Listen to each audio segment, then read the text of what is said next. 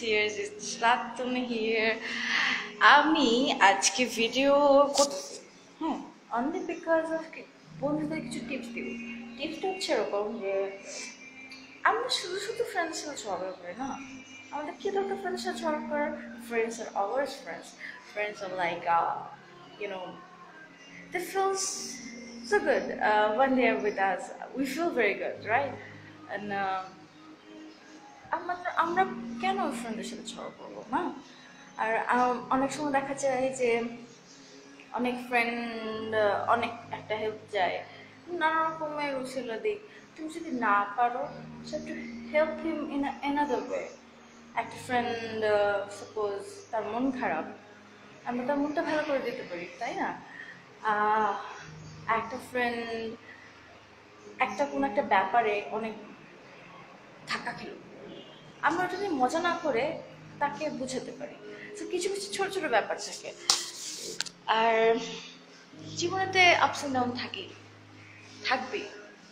Without this thing আমরা বাঁচতে পারবো না, ঠিক না?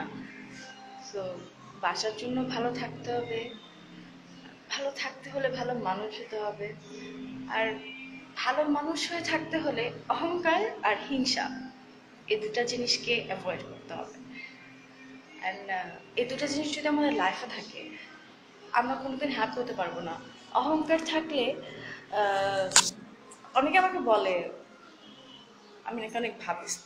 I'm a little ভাবিস্ট, not at all, whatever it is.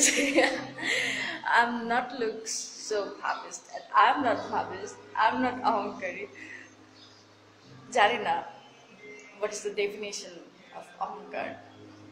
So ফ্রেন্ডদের আজ এরা পেঁচাল না পারে ফ্রেন্ডদেরকে বলতেছি যে অহংকার আর হিংসা এই দুইটা জিনিস আমাদের লাইফ থেকে ডিলিট করবো।